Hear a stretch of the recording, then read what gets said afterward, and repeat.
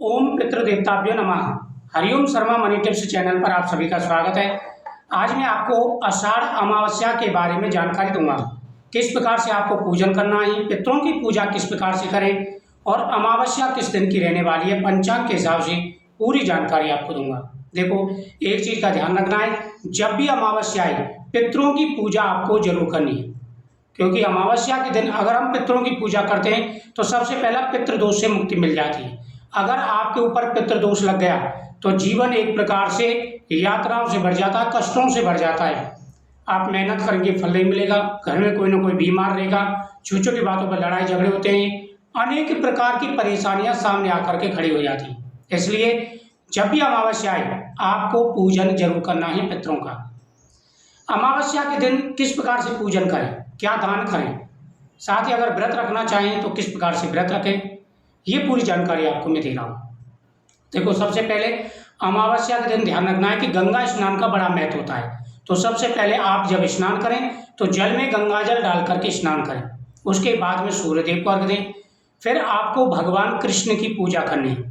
कृष्णाय वासुदेवाय हरे परमात्मे प्रणतः कलेशनाशाय गोविंदाय नमः। घर में लड्डू गोपाल जी की प्रतिमा है, मूर्ति है लड्डू गोपाल जी की, तो उनको स्नान कराएं, नहीं है तो ला करके आप जरूर स्थापित करें।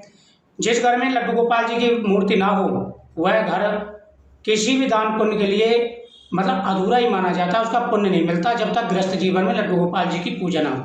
और बहुत से लड्डू गोपाल जी की पूजा को लेकर के बड़ी टेंशन में रहते हैं, इतने नियम होते हैं, ये होते हैं, कुछ नहीं होता। जो आप घर में बना रहे बिना लहसुन प्याज का, भगवान को भोग लगाइए। जब बना रहे तभी भगवान को भोग लगाइए। सुबह भगवान को स्नान कराना है, पूजा आरती करनी है, कोई ज़्यादा नियम नहीं है, लेकिन पूजा बहुत ही जरूरी है।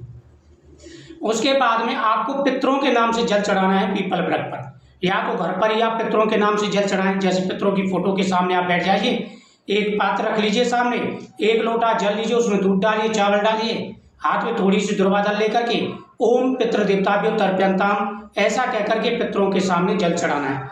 या फिर पीपल वृक्ष के नीचे चले जाइए, वहां पर पितरों के नाम से पीपल वृक्ष की जड़ में आपको जल समर्पित करना है। इससे आपकी मनोकामना पूरी होगी।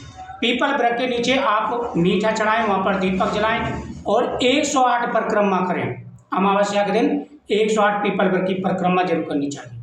इतना आपने उपाय कर लिया। गौ माता को मीठा खिला के आए, जो प्रसाद घर में बनाए वो खिला करके आए। उसके साथ साथ ब्राह्मण के लिए और बुजुर्गों के लिए खाना जरूर दान करें। एक थाल तैयार करें और अपने घर के बुजुर्गों को और ब्राह्मणों के लिए आप जरूर खाना खिलाएं पितरों के नाम से संकल्प पूर्वक। इससे आपकी मनोकामना पूरी होगी। बड़ा महत्व होता है, जितना दान आपसे हो सके वो करिए। इस दिन माता लक्ष्मी जी के सामने दीपक जरूर जलाएं और माता लक्ष्मी जी को खीर का प्रसाद समर्पित करें। अमावस्या वाले दिन श्री महालक्ष्मी नमः मंत्र का जाप करें। घर के अंदर मंदिर में श्री यंत्र जरूर स्थापित होना चाहिए, बड़ा महत्व होता है। बात करते हैं अमावस्या कब की रहने वाली है। तो पंचांग के हिसाब से देखो, अमावस्या जो तिथि है वह है आपकी 25 तारीख की रहने वाली है। अमावस्या का जो महत्व है वो रहेगा 25 तारीख का। 24 तारीख को शाम को 7 बजे से अमावस्या प्रारंभ हो जाएगी और 25 तारीख को शाम को 4:02 तक रहने वाली है। तो सूर्योदय के हिसाब से, और आप पूरे दिन के हिसाब से देखेंगे, सूर्योदय के हिसाब से देखेंगे तो 25 तारीख का महत्व है। और 26 तारीख से गुप्त नवरात्रि प्रारंभ है। गुप्त नवरात्रि से संबंधित वीडियो आप तक पहुंचेंगी। आप जिस प्रकार से मैं नियम बताऊं, उपाय बताऊं, वो आप जरूर करें। पूजा विधि भी आपको बताऊंगा।